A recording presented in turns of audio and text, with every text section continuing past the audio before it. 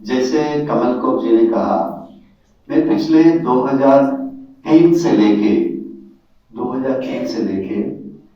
Christian community पर जो हो रहे जो अत्याचार और जो परसिक्यूशन चल रही है उसके ऊपर हम लोग कार्य कर रहे हैं। और इस समय की सबसे बड़ी जो बाइबल की वर्ड्स है कि तुम ये याद रखना, प्रभु ने कहा कि तुम याद रखना मेरे नाम पर तुम्हें जब लोग सताएंगे तो घबराना नहीं, मैं तुम्हारे साथ हूं और तुम्हें स्वर्ग राज में उसका फल मिलेगा। यहां पर हमको हमेशा हमें यह फीलिंग होता है कि जो सताव हो रही है बहुत ज्यादा सताव हो रही है।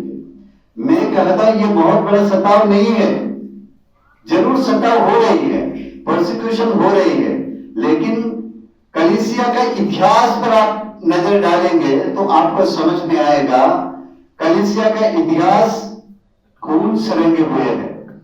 उसके सदस्य प्रभु मसीह के खून से लेकर आज तक इस संतों के खून से बना हुआ है। हमें यह कभी नहीं सोचना कि हम सुसमाचार के प्रचार बंद कर देंगे, कभी नहीं। हमें सुसमाचार का प्रचार करना, इससे भी बड़े बड़े सत्ताओं के समय भी हमने प्रभु के मसीह के सुसमाचार का प्रचार किया। हम नहीं डरते इस सत्ताव से, क्योंकि कलीसिया के इतिहास कहते जब जब सत्ताव हुआ कलीसिया और आगे बढ़ा और मजबूत हुआ। हम क्यों अभी हमें लग रहे कि हमें हमारे ऊपर बहुत ज्यादा सत्ताव हो रहे, क्योंकि काफी समय से हम लोग बड़े बहुत खुश था, कुछ भी नहीं, हमको जैसे चाहिए वैसे हम लोग कर दिया है, लेकिन अभी सत्ताव शुरू हुई। तैयार रहिए, कहीं पर कभी भी सत्ता वायरस आ सकता है, जेल में जाना पड़ेगा, हो सकता है आपके ऊपर आपको मर्डर भी कर सकता है, तब भी हमें तैयार रहना होगा। कलीसिया से मैं 3 व्यक्तियों का या 3 संतों का नाम लेना चाहूंगा। उसमें सबसे महत्वपूर्ण है संत स्टीफन, जिसने प्रभु को स्वीकार करने के बाद में संत पौलुस उस समय संत पौलुस नहीं था, वो प्रभु का विरोधी था। उसने संत स्टीफन उनको खींच कर ले आया पूरे बड़ी सभा में और प्रभु का विश्वास करने के नाम पर उसको पत्थर मारा गया, पत्थर से मार डाला उसको। उन्होंने कहा प्रभु इन्हें माफ कर दो, ये नहीं जानते कि ये क्या कर रहे हैं, अपना प्राण त्याग दिया। दूसरा एक ऐसे ही महान संत है संत लॉरेंस,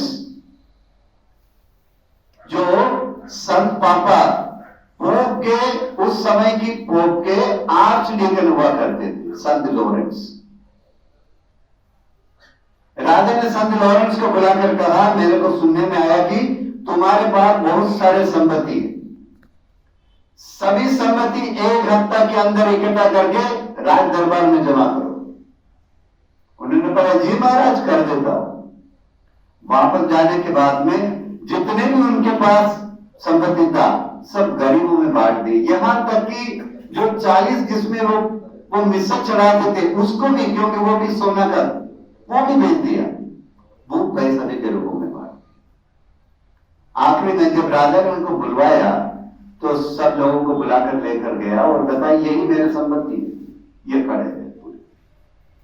राजा ने कहा कि इनको फ्राइंग पैन में रखकर तेल डाल के इनको फ्राई कर दो। संत लॉरेंस ने कुछ समय में फ्राई शुरू हो गया।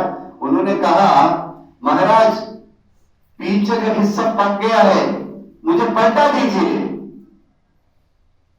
क्यों उनको कहने की शक्ति मिला? क्योंकि नीचे से जो आग उगल रहा था, आग जो वो पक रहा था, उससे भी ज्यादा तेज था उसका पवित्र आत्मा का आशीर्वाद, उसका जो शक्ति, उसका आत्मा की शक्ति उससे भी तेज था। बोलने के लिए उनको संकोच नहीं रहा। उन्होंने बड़े गर्व से कहा मुझे पलटा दीजिए। तीसरा है संत पेत्रुस। संत पेत्रुस को पकड़ के रोम में लेकर आया संत पौलुस के साथ। संत पौलुस को एक आदमी तो खत्म हो गया, लेकिन संत पेत्रुस का संत पेतरुस को कहा गया था कि इसको क्रूस पर लटका दो, लेकिन संत पेतरुस ने कहा महाराज मेरा एक आखिरी इच्छा है, मुझे सीधे क्रूस पर मत लटकाना, प्रभु के समान नहीं बनना, मुझे प्रभु के चरणों में चूना है, चरणों को चूना है, मुझे उनको उल्टा लटका। मैं इतना ही कहूंगा, इतना तो हम लोगों को सता नहीं, इतना समस्या तो हमारे सामने नहीं आया।